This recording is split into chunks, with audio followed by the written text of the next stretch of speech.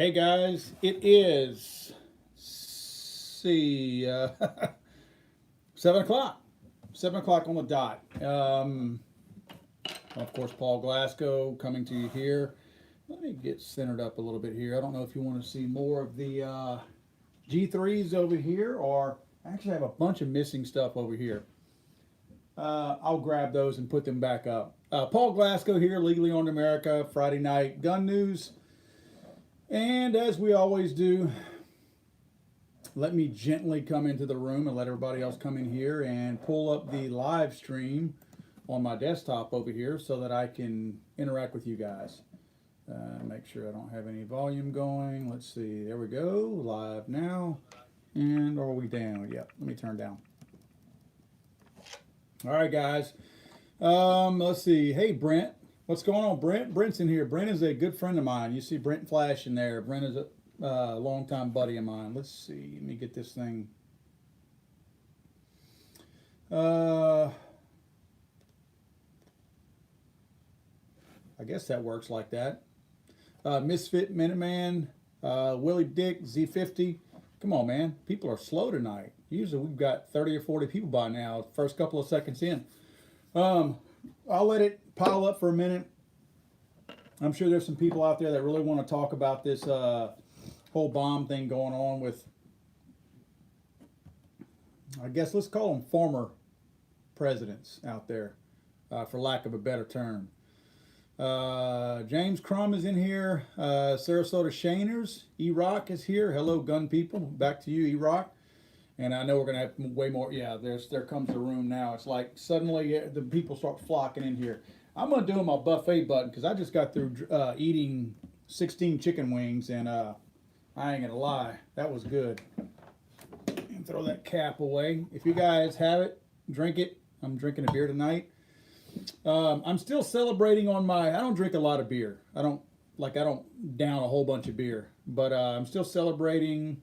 I say celebrating. I guess you could say mourning in a celebratory way. The Bandit from Smokey and the Bandit when Burt Reynolds passed away. If you remember, they bootlegged Coors to Georgia from Colorado, of course, obviously. Of course, they didn't go to Colorado. Would they go to Texas, I think, and pick it up? Anyway, that's. I'm still nursing that. Let's see, guys. Let me give shout-outs to the rest of you guys that came in here. Greg is in here. Ryan Westall. Good to see you again, Ryan. Zach Briggs, good to see you as well. Connor Smith. Shark Chucker, hey, man. Domby1. John Turlington. Brent, I didn't get the image right. I don't know what happened. I didn't change any settings. Brent's talking about we used to have that mirrored image on here, and I didn't change a thing. That shows you right there that YouTube is always jacking with something, because I changed nothing. I don't understand what it is. But anyway, I'm glad it's fixed. Thank you, YouTube, for whatever you did. Let's see. The Archangel is in here. Rob Avis. Z50, I said that. Big Mo, what's up, man? Barry Moore. Old Doc Sims. Brian Harrell. Tony B. Welcome, guys. Yeah, man.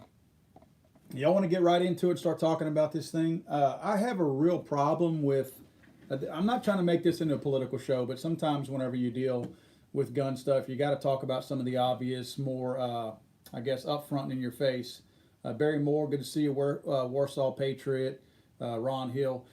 Sometimes you have to talk about some of the more obvious things because I'm not saying everything is tied back to guns, but in many cases, I get the real strong feeling that they've tried everything they can to get the attention of voters, which is really weird because I was under the impression that Democrats had a massive leg up going into the midterms.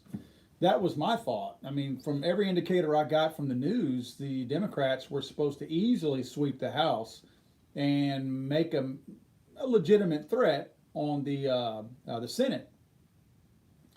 So you had all these things came out there. Of course, you had the typical Trump stuff. It started out, I say, with the Kavanaugh stuff. The Kavanaugh stuff was really supposed to be the finger in Trump's eye going into the midterm elections. The Kavanaugh was really, that was supposed to be it. If you remember, Dianne Feinstein held the whole Blasey Ford ladies letter until it seemed like Kavanaugh was going to be brought into the Senate. I mean, excuse me, to the Supreme Court with no problem. Then, whenever it looked like he was going to get confirmed, they decided to go ahead and bring her forth. Then that fell apart, and he gets confirmed after all. So, and then a series of things start going through there. The caravan starts from Honduras through Mexico, and they're timing it just right to where they should be at the border by the time everybody votes in a little over a week from now. Now we got bombs being somehow or another mailed, but not really mailed because they're not postmarked. I don't know how that happens. Years ago, I used to collect stamps, and it was always a really big deal if you could get a hold of an envelope that was stamped, but the stamps were not marked because it was so rare. I know the government does a really crappy job on everything they do, but they seem to always do a pretty good job stamping envelopes at the post office. That's something that they've never failed at. Suddenly they fail on all of the. I mean, honestly, I'm not trying to be smart aleck, but have any of you guys seen an envelope that was actually postmarked? I've not seen one. I've not seen markings on any of these. So, are these being mailed and not stamped? Coincidentally, 10, 11 of them are not stamped at all? Or were they dropped off? If they were dropped off and one man got arrested who was clearly a Trump supporter, I mean, you see all these fancy new Trump stickers he has on his van. Obviously, it can only be one guy, right? Somebody has a lot of explaining to do. Now, I will say this, because I do think these things through, and I'm not a conspiracy theorist, believe me. I think Alex Jones probably got one out of every 500 things he said right. I do think there were some things he was right about, but most of the stuff he was just crazy about, or is. It's not like he's dead. But I understand that out of the 11 clocks that were mailed, not bombs, because they weren't bombs. I understand that those 11 clocks, at some point, whenever the first or second or third one was actually discovered, because if you remember the first one that came out was sent to George Soros, and it was not mailed; it was actually dropped off at his house. So explain that. I mean, seriously, explain that. I'm not joking here, guys. Think about this. Nobody's talking about this. If the first package was dropped off, not mailed to George Soros, did the guy drop it off, drive all the way to Chappaquiddick, New York, or whatever it's called, and drive all the way back to Florida just in time to get arrested today? I mean, maybe he did, but I don't understand that. Somebody has to explain that to me, because they only arrested one guy, and they're saying it's all the same guy. But at the same time, the other ones were supposedly mailed. So this guy had the ability to mail these things. None of them are postmarked. None of it makes sense to me, guys. It just doesn't make sense. Now, I don't doubt that this guy, seriously, the Caesar guy, I don't doubt that he's probably a Trump supporter, probably some kind of wacko. He's got a record, it seems. I'm not doubting any of that. That's probably all legit. But the fact that they got their guy and none of these bombs exploded, not one of them exploded. Now, I read from I don't know if I saved it. I probably didn't. And this is shame on me for not saving it. There was a post by a bomb expert, and I'm going to paraphrase here because I don't know exactly what the guy said because I'm not a bomb expert. But the guy basically said that, yes, there were explosives in the pipe. Gunpowder is an explosive. You guys know how stable gunpowder is if there's no primer or no fire. Even fire, gunpowder is not the most deadly thing in the world. My dad used to load ammo back in the day, and I remember my brother and I sneaking off into the shop and grabbing gunpowder and throwing it in a pile and tossing a match at it. You know, unless it's in a projectile like a bullet, it's not exactly the most dangerous thing in the world. So even in that pipe, it's not the most dangerous thing in the world, but at the same time, there's no way to detonate it. You know, like a seventh grader, they put a black wire on one end and a red wire on the other end, like Scooby-Doo would make a bomb back in the day. You know what I mean? Bomb experts will tell you that's not how you detonate a bomb. That's how they do it on TV and in Hollywood. But you need a blasting cap, or you need some kind of a device much bigger than a little bitty old battery to actually make the thing go bang. It's got to get a big enough spark. And at the same time, the little clock they put on there, you can look the clocks up on Amazon. Those are clocks, not alarm clocks.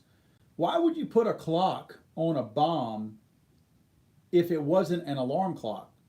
Are you just trying to be convenient to let the person know who opens up the letter that might detonate what time it is before they die? I mean, seriously, why would you put a little digital alarm clock on there that is, a little digital clock on there that's not an alarm clock? Unbelievable. But you're crazy if you question this stuff. You know, all the people that are questioning, like you get thrown into the category of everybody questioning 9/11, and I'm not getting into a 9/11 conversation here. I'm just saying you get thrown into a whole truther category. But none of this stuff makes sense to me. It really doesn't. I mean, if the roles were reversed, I would still be sitting back there scratching my head going, man, what's really going on here? Because this doesn't make sense to me. None of this makes any sense. The pieces just don't fit together. It's like 5 different puzzles thrown together and somebody's jamming all the pieces together. It just makes no sense to me. Again, I'm not saying it's not feasible that this guy was responsible for all of this, but you have to explain to me how Soros got his bomb hand delivered to his front door when Soros lives in New York and this other guy lives in Florida. How this guy was able to time, within a 2-day period of time, mailing bombs across the country from Florida to California, as well as up to New York, Washington, D.C., and every other place in the country, and got it within a 2-day window, got everything where it was supposed to be. That's pretty awesome if he was able to time that and make it right. You also have to explain to me why we see no postmarkings. Again, I get that if the first, second, third bomb were caught, first, second, third clock, they're not bombs. If they were caught and somebody said, hey guys, this is what was mailed to me, and then all of a sudden the post office was on the lookout for these newer clocks, I get that those would not be postmarked. But the picture we're seeing is one that went to CNN. The one that went to CNN, which CNN posted it themselves, this is what was sent to us. It made it to their building. It made it to the CNN building, and it is not postmarked. How much other mail that goes to the CNN building in New York City is actually not postmarked? And why is it not postmarked? Seriously, if you can answer those questions legitimately to me, don't tell me they caught it, because that was one of the early ones. The CNN bomb was one of the first ones, actually. You know, you had Soros, which was hand delivered, and then I think CNN might have been the next one, but it's not postmarked. Somebody's got to explain these things to me. If you want me to not be crazy and not sound crazy, you have to explain these things to me, because it doesn't make any sense. There's way too many question marks. You know what? If you showed me 11 pictures of clocks, or bombs, if you want to call them bombs for the sake of this conversation, and let's say 10 of them, 9 of them, heck, 8 of them were postmarked, I'd probably say, you know what? I can buy that. Not one of them was postmarked. Not one. Again, explain to me how that one got to George Soros's doorstep. And the guy lives in Florida, and Soros lives in New York. Explain that to me. You know what? If you can give me a legitimate explanation, I'm okay with that. I'm okay. Look, I want to believe the truth. I want to believe what happened. I know there's wackos on both sides. I know that. And this guy may very well be a wacko. I assume he is. I'm not buying it. I'm just not buying it. There's way too many questions that have to be answered before I'm going to sit here and say, okay, that makes sense. Now, you guys want to know what I'm thinking? If those of us that are free thinkers and not group thinkers continue this discussion for the next, 7, 8, 9, 10 days, if we continue this discussion for the next 10 days, let's give the Democrats the benefit of the doubt. Or I don't want to say the Democrats, because I don't think the Democratic Party is behind any of this. If this is some kind of a scam or some kind of a hoax, it's not perpetrated by the Democratic Party. I'm not saying that Democrats are not a part of this, but I truly, guys, this you guys may disagree with this. In my heart, I do not think Hillary Clinton, Barack Obama, or some of these other fools like Corey grope a gay man in a bathroom Booker. I don't think he had anything to do with this. None of these people had anything to do with it. I really don't believe that. Now, George Soros, on the other hand, I would not doubt that his money funded this. I don't know George Soros. I know he's an evil old bastard. So it would not be beyond him to be actively in control of this. But it wouldn't shock me if he's not. But I believe his money is a part of it. This man puts millions and millions of dollars into the anti-United States coffers out there. He's trying to break this country down and make it a full-blown socialist and break it down from the inside out. So I do think George Soros' money is involved. If that makes me a conspiracy theorist, I will wear that badge with pride. George Soros is an anti-American piece of garbage. And I don't know a whole lot of people that probably shed many tears when they saw a bomb went to George Soros. I'm not saying the guy should be killed with a bomb. Not saying that. What I'm saying is, I'm sure there's not a lot of people whose feelings got hurt, including those on the Democratic side, because while they don't want to admit that George Soros is a big time problem, is for the right, coming from the left, paying for it, funding it from the left, they know what this guy's about. So they're probably like, ooh, that might be karma right there. You know what I mean? But I don't think any of these Democrats, Hillary Clinton would not do it. Hillary Clinton, her days of killing people are over. Seriously. You know, the people that they killed, the Clinton conglomerate, the people that they killed back in the day, she's too high profile now to be involved in any kind of murders like that. I don't think they had anything to do with this. I really don't. Obama, he's too stupid. I mean, seriously, Obama was used for what he's good for, being a puppet and going up there and singing the songs that everybody wanted to sing, the George Soros of the world wanted to sing. And then he kind of backed off of that, and he's out there like selling books and stuff like that now. He's too stupid to have anything to do with this. So I truly don't believe Barack Obama has anything to do with it. Joe Biden, same thing. He's an idiot. Kamala Harris and Cory Booker, both two fools. Those two, the only reason why they receive clocks in the mail is because they're going to be running for president. Cory probably put in a requisition for a clock to be mailed to him because he's such a drama queen. And I say that drama queen, it sounds like that's a slam against him now that it's been proven that he's gay and attacked a gay man in a bathroom. I don't mean queen in that way. I'm using the phrase drama queen the way it's meant to be used. Cory Booker is such a drama queen that he's probably angry because I didn't get a bomb. I didn't get a fake clock. I didn't get one. And he's running for president, or he wants to run for president. Now he got his clock. So now he can say, see, I'm a victim of the Trump vitriol. So I need you to vote for me. Because I'm going to go in here and I'm going to change America. And I'm going to make it to where we can hug each other every day and all be nice on the same team. Cory and Kamala, they wanted those clocks sent to them. So I get that. Maxine Waters, I don't even know what to think about that. That crazy old lady, you know, yeah, she's a nut job. Hers might be karma. You know, if it truly was, which they weren't bombs, they were clocks, but hers might just be flat out karma. The fact that she's an evil old biatch and she's the one that's trying to incite all this violence, and now she gets a clock / bomb sent to her. That might be straight up karma. You know, I mean, seriously, it's possible. I mean, seriously. So none of this makes sense. Again, guys, if you could connect the dots for me, I will fall in line and I will say this is bullcrap. The Republicans need to stop talking about this. You know, and everybody that talks against it and wants answers for the questions that are not being answered right now, you're being labeled as a crazy person. And again, guys, I will wear that as a badge of honor because I think it's bullcrap. And I think what's going on is bullcrap. We need some answers. Who out there is still waiting on answers from Las Vegas shooting where 58 people were murdered? You know what they got out of that? They got bump stocks out of that, and really, they slowed the roll of the Hearing Protection Act big time. The Hearing Protection Act was on the eve of being passed, along with reciprocity and all kinds of other stuff, was about to be passed.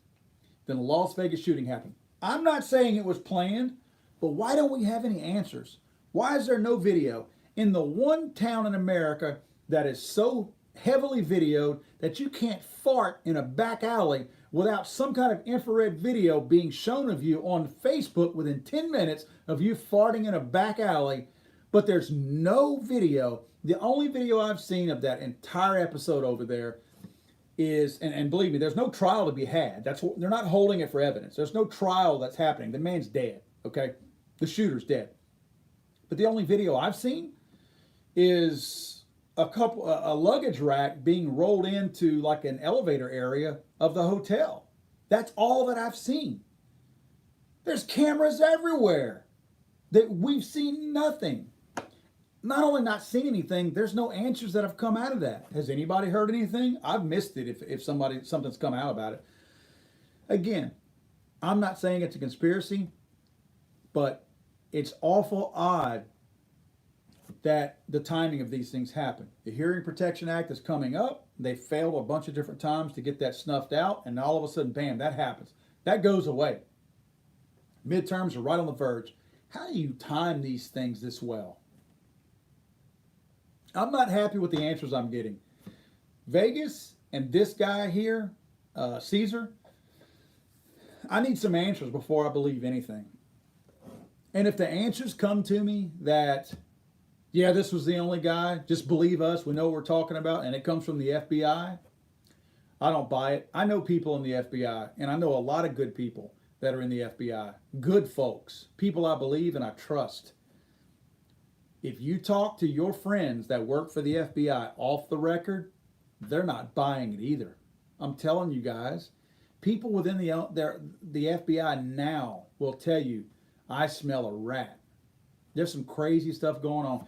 Again, guys, I'm not trying to turn this into a conspiracy theorist show because this is probably the only time we'll talk about this unless something new comes up between now and next Friday. But I want y'all to know how I feel, and I think it's bullcrap. I think that if they cannot provide more answers, I'm not buying it. I don't care who chastises me on social media. I don't care who tries to call me out on social media. Doesn't matter. Until those people can provide me the answers that I need to believe this, there are gaping holes in this story. And until you can fill those holes with facts, I don't even care if it's a lie.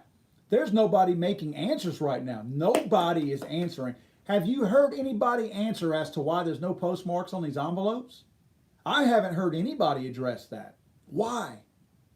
If it really is legitimate, why not address it? Because everyone's talking about it. This is not me that discovered that there's no postmarks on the envelopes. I saw it from about 10,000 posts on Facebook.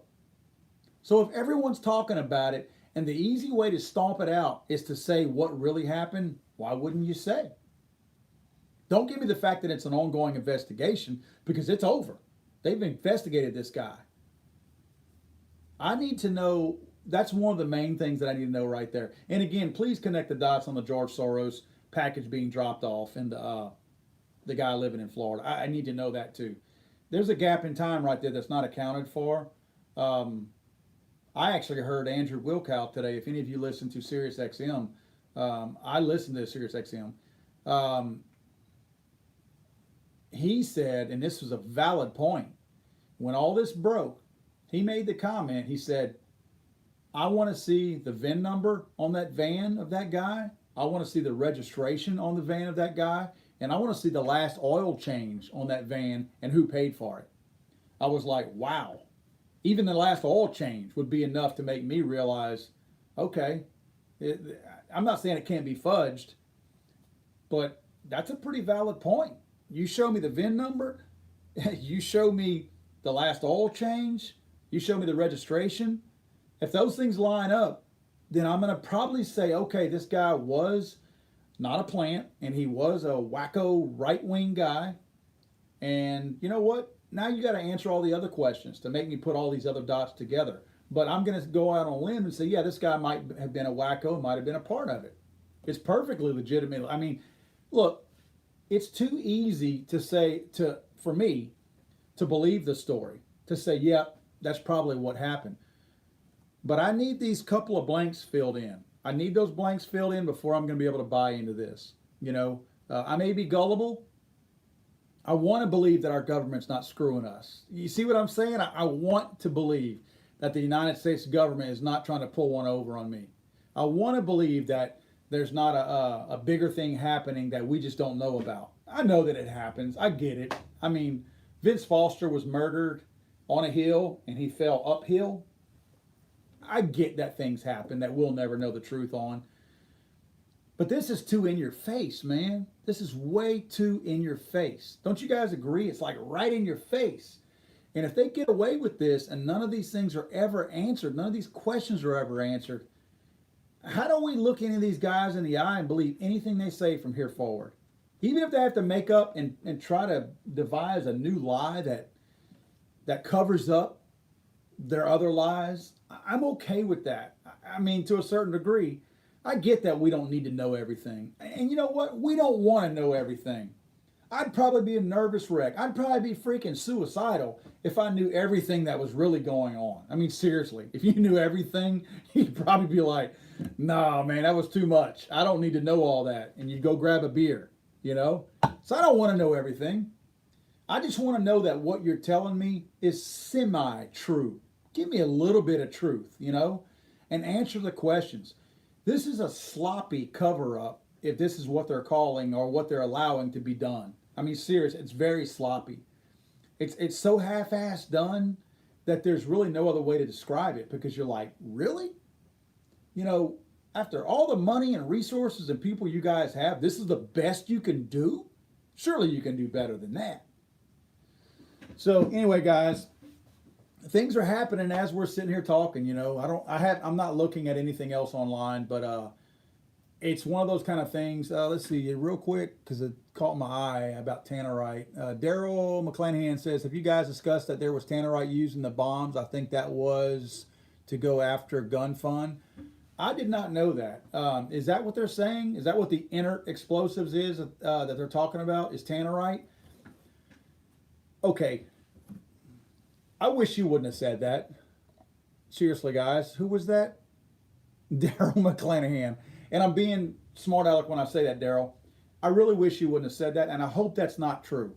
I hope there was not tannerite inside these clocks. Because if that's the case, that makes this even more BS. Even more BS. And you guys know where I'm going with this. Tannerite has to be shot. The friction of something moving at 2,000 feet per second has to pass through tannerite, and that friction creates the explosion. If you set tannerite on fire, it does not blow up. If you put a spark in tannerite, it does not blow up. That's not how tannerite works. So no device that they could have had connected to a tube full of mixed tannerite, full. You guys correct me if I'm wrong, but I do a lot of stuff with tannerite. There's no electronic device whatsoever that could have set tannerite off. It takes a bullet moving at 2,000 feet per second. You can ask anybody you want. Google it right now if somebody wants to. That's not how tannerite works. You don't set tannerite off with a spark or with a freaking clock. That's not how this works. This is not Hollywood. That's not how tannerite works. You've got to shoot it. It would be a complete and total waste of time to have tannerite in a pipe bomb that you are mailing unless you're following that mail truck to wherever it's going, and as soon as that mail gets into that person's hand, you shoot the supposed bomb with a high-powered rifle at that point and explode it at that point. There's nowhere, that's not how, it doesn't detonate by fire or by a spark. That's not how it works. I hope you're wrong about that. And I'm not trying to pick on you either. I mean, Daryl, this is not a knock on you. I just kind of saw your comment scroll. I hope that's not right. Because if they do have tannerite in there, that's more stable than gunpowder. Seriously, tannerite not being shot is more stable than than gunpowder.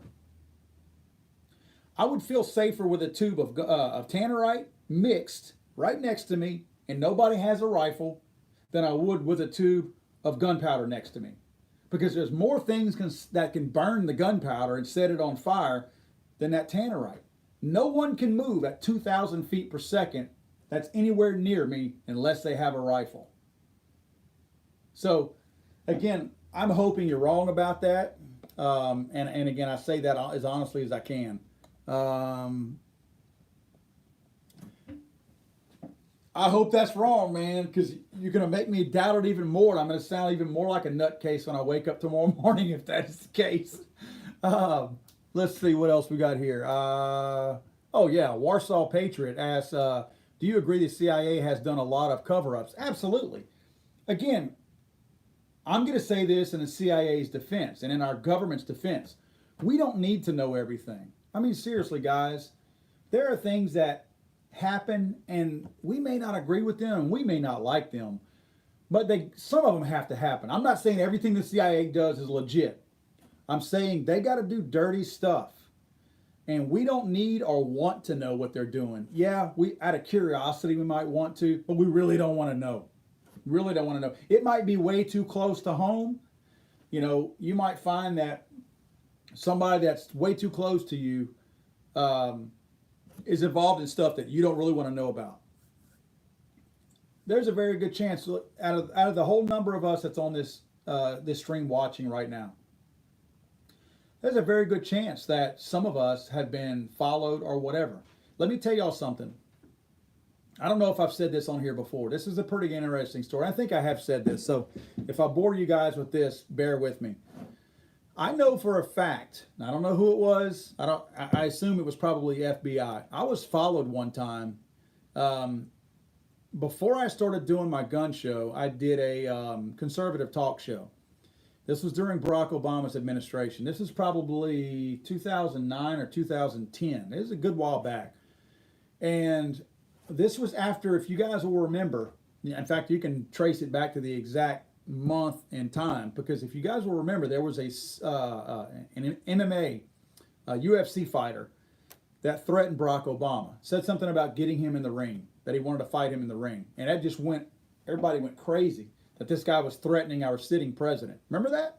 This guy was threatening our sitting president, Barack Obama. So I put a really quick video out that said, Paul Glasgow or something like that threatens Barack Obama. That was the title of the video, and I uploaded it. Well, the video, if you guys will remember, Barack Obama liked to fancy himself as being a basketball player, which he sucked at basketball and golf. Everybody will tell you that. But he acted like he was just this awesome basketball player and awesome golfer. Well, I put a video out of me holding a basketball, and I was challenging Barack Obama to a one-on-one basketball game.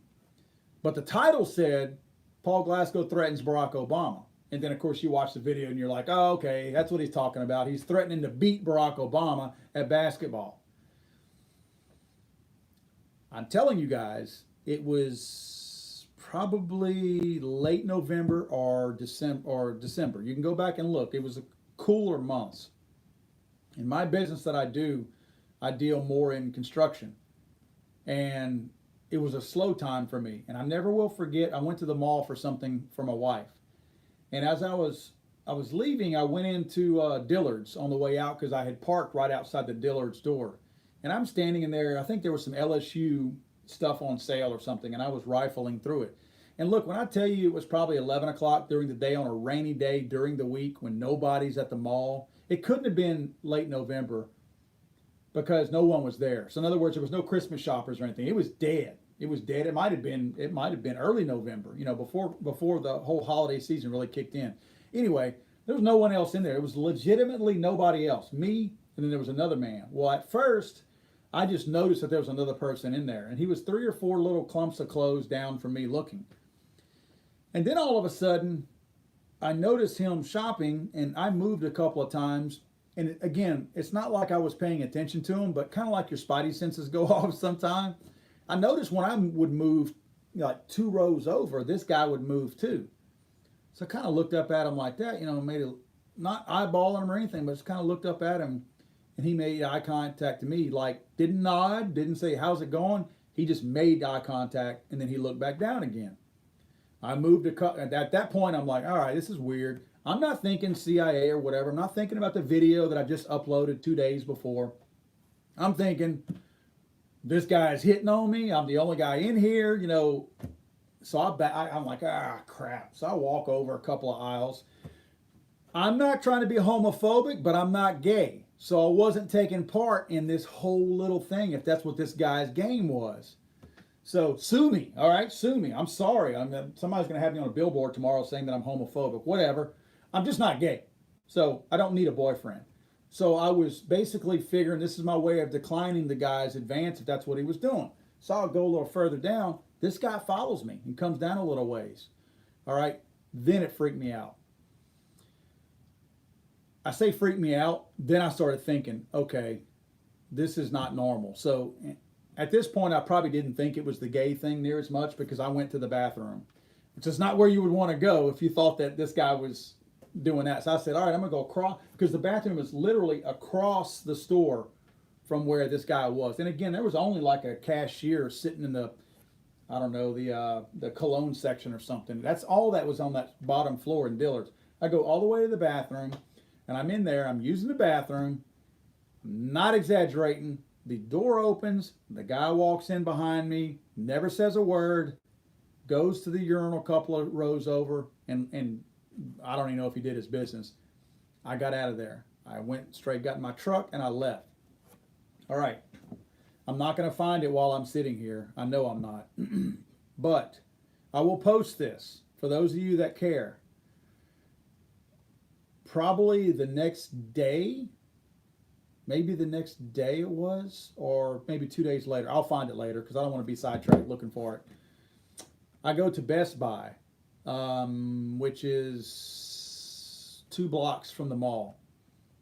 And let me back up for a second. When I left the mall that day, when the guy followed me into the bathroom, when I walked out, there's a brand spanking new looking. Now it has a license plate on it, and I have a picture of the license plate.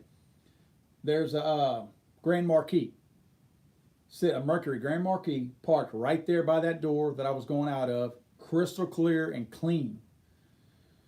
I saw it, immediately thought, that's his car. That's the FBI watching me, making sure that I'm not really doing something. And it was there. I figured it was their way of letting me know we are watching you without saying we're watching you. In other words, the guy wasn't trying to hide from me. The guy was pretty open. Like, he wasn't hiding at all. He was like, you know, making eye contact to me, like, I see you, but not in an aggressive way. The guy wasn't like, "Rrr." He just was like, kind of looked at me and made a constant eye contact with me. So obviously when I walked out and I saw his car, I was like, all right, I get the message, no big deal. A day or two later, I go to Best Buy, which is right down the road, and look, guys, when I pulled up, I'm sorry, not when I pulled up. I went in the store. I'm shopping for, I don't know, 5 minutes, 10 minutes. I look up, and not right up next to me, but I look close enough to where I could see the guy, maybe 3 aisles or 3 rows over, and it's the same guy. And it's the moment I look at him, he's looking at me. He looked up immediately when I looked up, and the same thing. Stopped, and I mean, he didn't look away. He kind of locked on me until I just turned my head. I walked out the store, immediately to the left over there, saw his car parked against the fence. I drove by it, because by then I'm in my vehicle, and I obviously got a gun on my side. So I drive past his vehicle, and I take a picture of the back of the vehicle, a black Grand Marquis, and the license plate, and I sent it to a friend of mine who, by the way, is in the CIA, or I'm sorry, retired CIA. He wasn't in CIA anymore, but it's a friend of mine who lives nearby, and he was in the CIA, and I sent it to him. I said, dude, I don't want to send this to other people I know who can run license plates because I don't want them to know why. If something weird pops up, can you figure out what this is? First thing he sends back to me, that's a government vehicle. I was like, great. And that's the last I heard. Honestly, that was the last I heard. So they're watching you. They're seeing what you do online. We all know this. I mean, we know they're watching what we do, right? I mean, if you guys see the movie Snowden, that movie will freak you out. I know it's a movie, and I know it's based on actual events, but that is a freaky movie if you really want to think about the whole Big Brother thing. I don't think about it much, honestly, guys, because I've done enough. If I'm going to be watched, I've been watched already. I've done the things that are going to get me watched. And if I'm being watched every moment of my life, I don't care. I don't do anything wrong. You know what I mean? I don't make illegal silencers or suppressors. I don't make illegal guns with no serial numbers. I don't steal guns. I don't deal in guns. Everything I do is legit. I don't care if anybody's watching me. If nothing else, the more they would watch me, the more they're going to find that I'm legit, and they're wasting their time watching poor little old me because I'm nothing, you know? But the thing is, if they have a reason to watch you, they're going to watch you. So that's not a conspiracy thing. Until that happened to me, that situation, I used to think it was a bunch of crap. You know, you'd hear people talking about, oh yeah, the Black Hawk helicopter is hovering over your house. That might be the extreme. But this guy was not trying to hide from me. This guy was making it obvious without pulling out a card and handing it to me that said who he was with. He was making it clear to me that, look, guy, I know you're innocent and I know you're not a real threat, but that wasn't cool what you did, you know? And you know what I never did? I just thought about this. The video's not out there anymore. I've closed that account down since then, but I never took that video down. I never took it down. I left it up because I said the video was my proof. Honestly, the video being there was my proof that I really wasn't threatening Barack Obama. I mean, honestly, if I would have taken the video down and there would have been proof that I had uploaded a video at some point that said that I was threatening Barack Obama, then I would have no proof to prove otherwise. But if you watch the video, that was my proof that it was just a parody, that it was just a joke. You know what I mean? So I felt like I needed to leave it up there to make sure that anybody that had any reason to think that I might be a real threat could go see I was full of crap. So that was my whole reason why there. I'm rambling on. I know I am, guys. In fact, I'm not even drinking my beer. You got me so wound up today. I do have some stuff I want to show y'all. Let me get all this out here. Y'all remember last week that I started talking to you guys about the MHS program that the federal government had to decide when they actually picked the P320 by SIG, the 509 by FN, and the Glock 19X. Remember when I told you guys that I was getting the rest of the guns? I got them. Finally got them, the rest of them. Oh, and I'm sorry. And the M9A3. I got all but one. STI, and I forget the name of the STI. STI has that weird one that's actually not a production gun that I really wish they would produce. But STI has one that they partnered up with another company, but they never made the gun. So I don't have one because there's not one. But I did get the CZP09 in the version. This is the actual one that was sent to the federal government for the MHS program. And I got the, let's see here.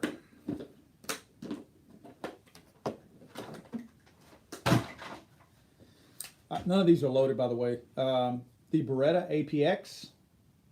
This was one of the submissions. And I'm a sucker for cool stuff, y'all. This is my favorite one.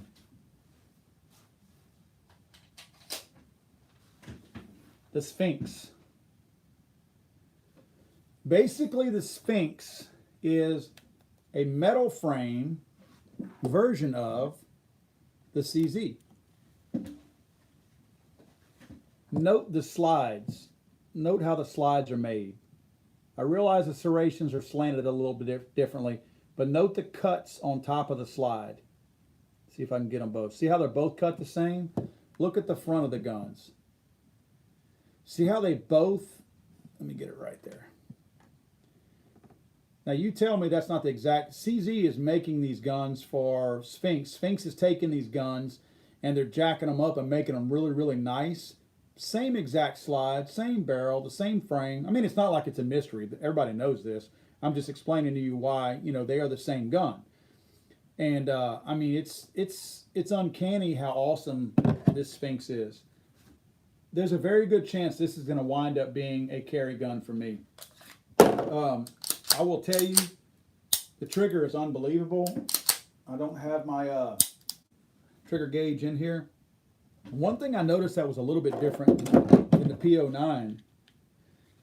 If you notice, the P09 has a really cool looking hammer, but it's got a hammer that you can grip. You can grab that, and it's actually got a safety on it, a thumb safety. Whereas the Sphinx, you can't grab the hammer on it. You see what I mean? Now, what you can do is you can pull the hammer, the first little click, and it's serrated on top. It's meant to grab. It's not supposed to be, I guess, hid the whole time, because it's got serrations on top of it. See them? It's serrated on top, so it's meant for you to grab hold of. So then you can grab it and pull it back. So again, you can't just grab it like this right here. Again, this is a double action, the P09. So is the Sphinx. But if you notice this hammer here, because it's hidden, you do that one click and then you can pull it, and notice it doesn't have a safety on it. It's got a decocker. See, it decocks it. So even though these guns are very close to being identical, and again, one of the things just to notice from a CZ standpoint, same thing with Tanfoglio or Tanfoglio, is you notice how the slides are inset in the frame. Instead of them grabbing the outside of the frame, the slides set on the inside of the frame. What that does is that's going to lower that bore axis to the point where you have less recoil. These guns, the CZ guns especially, that are made like this, and Tanfoglios that are used in competition, are used in big time reasons because it lowers that recoil, because it sets that bore axis more down into your hand. It sets it down lower. You know, look how narrow the slide is. Just for the sake of looking, this is a Glock, and this is the CZ. Look at the slides. See, I have them almost the same height as one another. Look how much lower that Glock slide sets on the frame than what that CZ does. So what that does is, again, that drops that bore axis much lower, and instead of it being up here and kicking back and causing you recoil, you know, instead of you having a real high bore axis like this, and when it drives back, it's pushing your hand back, it sits lower. So when it drives back, it more does this. The gun is more prone to doing this instead of this. So it's just a simple physics thing. But very cool. I mean, I'm sitting here looking at all these guns, and that's actually the Sphinx one. But again, guys, I've got it's the CZ P09, the Glock 19X, the FN 509, the Beretta. This is weird. The Beretta M9A3 and the Beretta APX. Two Berettas. Basically, what it was is I'm sorry, I'm holding a cig. The Beretta, the two Berettas, they submitted this, which is an awesome gun. Look, I hate the M92. I think the whole open slide is a screwy, stupid design, and how our idiotic government managed to stick with this piece of garbage for all those years blows my mind. Beretta actually made a really cool gun when they came out with this. The M9A3 is an awesome gun. It's beautiful, threaded barrel, everything they did is really cool. The rail on it, it's all cool. But the government took one look at this and said, "Yeah, cool gun. We don't want that. We've had this thing since 1980 something." So Beretta immediately went back to the drawing board and came up with an APX. So that's how this thing even entered. This is a really late entry, but one by necessity, because Beretta was kicked out of the thing very early on. So we're doing a video, by the way. That's the whole reason why I got all these, not just because I want to have them, which there's some pretty cool guns here. I'm doing a video on the whole thing. And what I'm going to do is I'm going to explain the process at a high level, not too detailed, and then I'm going to do a comparison. And we're going to try to figure out which gun we would have picked. It might have been the SIG P320X. I'm not saying this wouldn't have won, but I got to say, I've had a lot of trigger time with the FN 509. That's a pretty awesome gun. Looking at the Sphinx, it's just fine, man. The one that they had in the competition, I could not get my hands on one.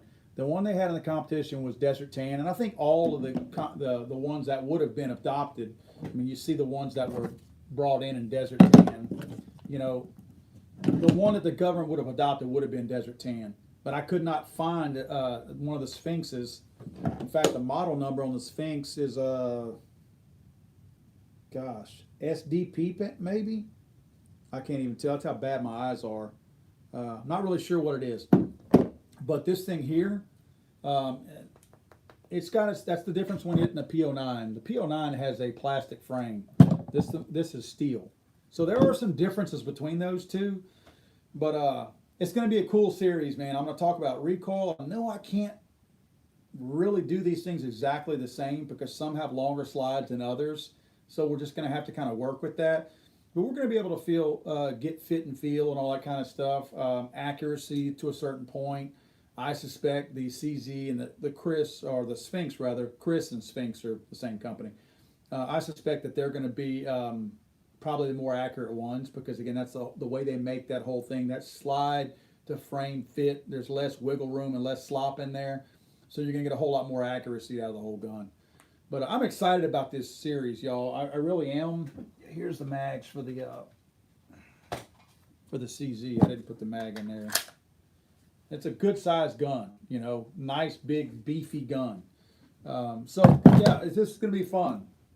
It's going to be neat. It's going to give me a chance to shoot these things. Arms core. Oh gosh, I've got some boxes in here somewhere. I want to always, as I try to do, even those either 45s instead of 9s, I want to thank these guys. These guys are the reason why I'm able to do the stuff that I do. Seriously. If you shot these guns, or shot guns, period, as much as I do, believe me, guys, there's no way I could afford to do what I do if it wasn't for them giving me free ammo. When I call them for ammo, they're such great sponsors. It's a matter of, or I'll email them, and I'll send them a text, an email to Samantha. Samantha's like one of their, she's kind of like a gatekeeper. I sent her a text or an email saying I'm going to be doing a test on these guns and I'm going to need 2,000 rounds of 9mm. I'll get an email back. Here's your tracking number. They're on the way. That quick and that easy.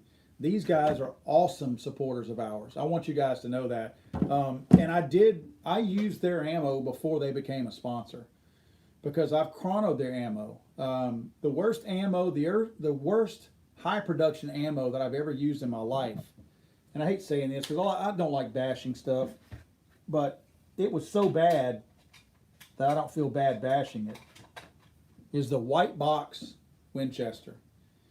Man, I've shot Winchester rounds in my shotguns, pistols, and rifles my whole life. I've always had a good feeling for Winchester. But during the Obama administration, people got so desperate to put ammo out as fast as they could because anybody would buy it. The Winchester white box turned into flat garbage. I never will forget going to shoot a USPSA competition with my, yeah, you can see it there, my STI DVC. I go to practice at the range one day, and I pull some 40s out, and I'm loading them in some magazines, and our magazines hold 19 rounds. I'm like, wait a minute. I pull a couple of them out, and I'm like, there was literally in one box, one 50-round box, there was 4 different lengths of 40 caliber rounds in there. 4 lengths. I measured them. They were as much as, I think, 1/16 of an inch off in size, but visibly obvious. I've got a picture of them somewhere, of probably at least 2 of them sitting side by side, and they're like this. You know, one's that much taller than the other. I'm like, what? That high production quality control went away. You know, it just went away, went to junk. So that's when I was kind of started looking at the Arms Corps stuff, and man, the Arms Corps stuff was so consistent. I mean, they're always the same size. They load them properly. I know people kind of talk about the 10mm round, how, and it's true, with the SAMI standards and all that of the current 10mm, most people are loading it by the FBI standards, which is the watered down 10mm. Well, that's what ArmScore is following too. ArmScore is not watering theirs down because they want to. They're simply doing it because that's the SAMI standards. However, if you chrono the ArmScore 10 millimeter, you will find that not only is it more consistent than any other 10 millimeter on the market, other than the ones like the Underwood and some of the other ones that the Buffalo Bore or whatever it is that say we're true 10 millimeter, that we're the strong 10 millimeter, ArmScore is actually the hottest 10 millimeter that you can get by the FBI standard. It's the hottest one. So that's why I use it. It's the most consistent. So anyway, see, Robert says, I want to see a video on the 22 TCM 9R. We'll just scroll through our videos because we just uploaded one about 2 weeks ago. We did a full-blown review on the 22, did you say TCM? It's the, oh, not the 9R. I'm sorry, not the 9R. It was a 22 TCM and then the 9 conversion kit that they had. So we did have a video on that. The 9R, I have not shot the 9R other than at SHOT Show. I've shot it out there. I mean, whatever. I don't understand the point of the 9R, to be honest with you. I think the 9R, and I may be wrong here, but I think the 9R was developed so that it would shoot in Glock conversions. In other words, when they did a TCM conversion on the Glock, on a Glock 9 millimeter, I think because of the feed ramp or something. I think, no, it was the magazines. The Glock magazines, I don't think would handle just a normal 22 TCM coming up into the through the magazine. I think it had problems with it because of the fit. So they made the 22 TCM 9R or whatever they call it. I don't know, whatever it is. But they made this thing so it would work in a Glock 9 millimeter because of the magazines. I'm pretty sure that's what it was. I don't know the full history. I'll find out and I'll pass that on to you guys. That's pretty much it for now, though. I mean, I did not bring the Rock Island Armory 1911. I'm gun bullying some of the Rock Island Armory 1911s, a 10 millimeter and a 45 ACP. And I got to tell you, man, I did an original test that I said I put it in mud, but it wasn't really mud. It was more like dirty water. And I realized that after I put the video out there, that wasn't much of a test. So I took them back out there yesterday. And I stomped these things in the mud. I ground them like this. I pushed them back and forth. I flipped them over, did the same thing. And I got so much dirt in there that I could not charge the 10 millimeter at some point. What had happened, it has a bull barrel on a 1911. In other words, it doesn't have a bushing on the front. It's kind of like this. It just has the, the slide and then the barrel goes in it like that. It's a bull barrel. And apparently it shoved a bunch of dirt back into the creases in there between the barrel and the slide. At first I couldn't charge the thing. I couldn't charge the slide at all. I fought that thing. I fought it, man, but I finally got it to work. And I took that thing out, and when I got done with the video, I said, I'm not going to clean them, and I'm not going to lubricate them still, which I knew that would fix it. Well, I said, what I'm going to do is I'm going to shoot, because ArmScore is sending me the ammo. I'm going to shoot as many rounds as I have to through these pistols before they start working again, because I knew that the jolt of the firing of the guns would actually shake that stuff free. So what I had to do is I would shoot and the slide would go back, eject the round, and it'd go partially forward. I'd have to hit the slide back in place, fire it, same thing. Every time the slide would come, it would fire, go back, and it'd come forward about like that. And then I'd have to hit the back of it to make it go back in the battery. Then I would fire it again, and it would do the same thing, and it'd come about like that. I'd hit it back in place. I sat there firing and hitting, firing and hitting, firing and hitting, probably about 5 or 6 magazines worth, a good 40-something rounds, until finally it started going back in the battery by itself. So whatever dirt was inside of it, it shook itself loose. Still not clean and still not lubricated. I'm not going to. When I get to the point where I have to lubricate them, it's over with, because I'm trying to show when these things are going to just stop. I don't feel like me working them to get them to work is an issue, because that's normal. But I don't want to clean them, and I don't want to lubricate them. And I did, I swished them around in the water a little bit to try to get the mud off, but I didn't take a brush, a rag, or anything like that to them. So I'm just trying to really keep it as real as I can as far as the actual test.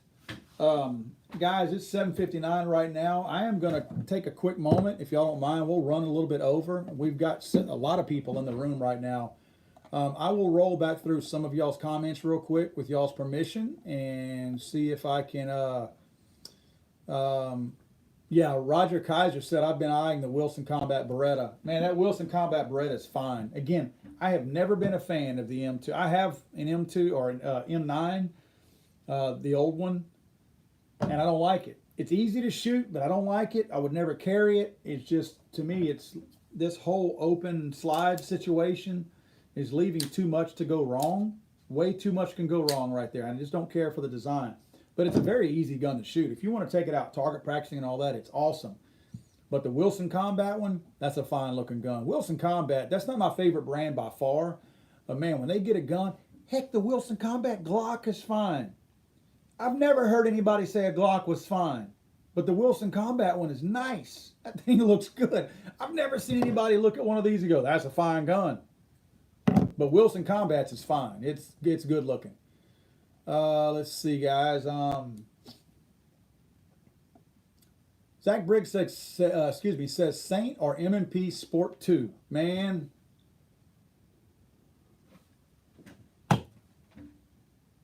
because of the company, I would say Smith & Wesson, the M&P.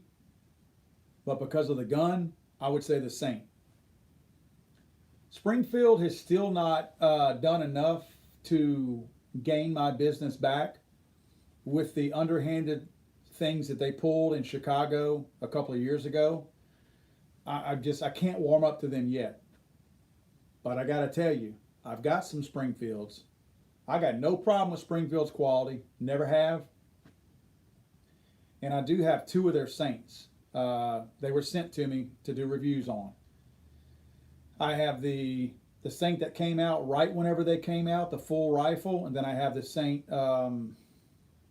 It's the pistol with the stock, the hand brace, the arm brace. They're nice. They're nice, man. If you can put aside and ignore the history of what Springfield did, then by all means spend your money on the Saint. The Saint is a better gun than the M&P Sport 2. Also, it's got more bells and whistles on it. So that's just me. That's just me. I mean, some people may disagree. I'm sure I'll get over it. I'll get over the whole thing. At some point I'll warm back up to Springfield. But God dang it, they did some underhanded stuff, and then they tried to play it all off, and I don't like that. That whole lying to people and then trying to make it sound like they were, oh, that's not what we meant. You took it out of context.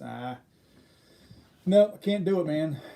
I just can't. It's gonna take a time for me to get back warmed up to them. But I can't say their guns are junk. I just can't. I mean, I'm being honest with you guys. The Saint's a nice little gun. Let's see. Yeah, Shark Chucker says Springfield is dead to me. Same way I've felt for quite some time. Man. Y'all are way too friggin' active for me tonight. Good Lord. I didn't realize how much y'all were commenting. Man, I got to bust out of here. I got to go bathe my little boy. Let's see. Real quick, let me try to go through a couple of these. Action.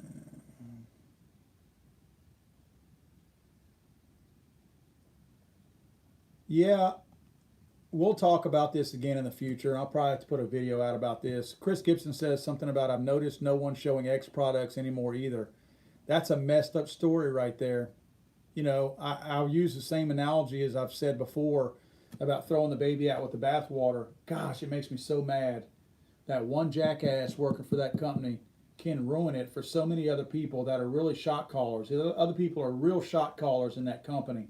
And one jackass says a couple things, then all of a sudden it ruins the reputation of the entire company. It's not fair because so many of the people that work there are good, honest, true Second Amendment people. But God dang, it drives me nuts that one person can ruin the reputation of a company that has really done a lot for the Second Amendment community. And just like that, with so much as a Facebook post, just ruin it all. So anyway, I'm not going to elaborate much more on that. Yeah, I will have to agree with you on this, Jay Griff. Anyone who says their XD shoots better than any other guns just loves their gun and needs to shoot more brands. Man, that's the one thing I got to say about XD owners. Glock owners have a habit of it's Glock or nothing, but Springfield Armory XD owners are a lot the same way. I mean, if you go onto any kind of forum that's about some other gun, whether it's HK, Glock, M&P, whatever, somebody that has an XD is going to speak up and they're going to say that their gun can and has outshot everything, and they're always going to throw some bull crap that I got 10,000 rounds through my XD or something like that. Why is it that it's mostly XD guys that do that? I mean, seriously, I've got a couple of XDs. I'm not dogging you guys, and I'm not saying the guns are junk, but it's not the best gun on the market. I don't think Springfield claims it's the best gun on the market, but boy, a lot of their owners do. That's the craziest thing. They're like, man, it's the only thing out there that it will outshoot everything. And no, it doesn't. I'm sorry, it just doesn't. Now, I've not ever had one fail on me. I'm not going to sit here and tell you that they don't work, because they do. The ones I've had the 2.0 with the stupid little grip zone wording on it, an XDS I had, and I've had a third one, maybe an XDM. Good guns. I never had a problem. I didn't like the grip on them, not the grip zone one, but the other ones, that real aggressive grip. Just wasn't a big fan of it. It's not like it hurt, but I mean, I just wasn't a fan of it. Anyway, yeah, the XD guys can be a little bit of a pain in the butt because their stuff is always better than everybody else. Again, not dogging the XDs, because I think the XDs are right in line with everything else that I see out there. I just don't think it's the greatest thing in the world. Guys, I'm going to get out of here. Do y'all want me to leave the room open like we did last week for you guys for a little while? I'll kill the light in here and run downstairs. I mean, if you guys want, I don't mind leaving it on for a little while, and I'll just run back up here and kill the feed in a little bit, let you guys kind of work on it. I'd be happy to leave it on. Okay, I see one yes. Okay, I'm going to go ahead and leave this. Like I said, I'm going to dim the lights in here because I've got all the production lights on right now. Does your APX have the ginger grooves? I don't know if this is what you're talking about, but it's got the weird little grooves on it. I got to tell you, they're ugly and they look kind of stupid, but they actually are pretty effective. It does give you something to grab onto. That's a whole different story. I'll go into that later, but I'm going to let this thing keep going. I'm going to run out of here. I'm going to go downstairs and I'm going to log on, and I'm going to kind of interact with you guys a little bit. But again, I'm going to kill these lights real quick, or at least dim them a little bit. And I'll be back up here in a little bit.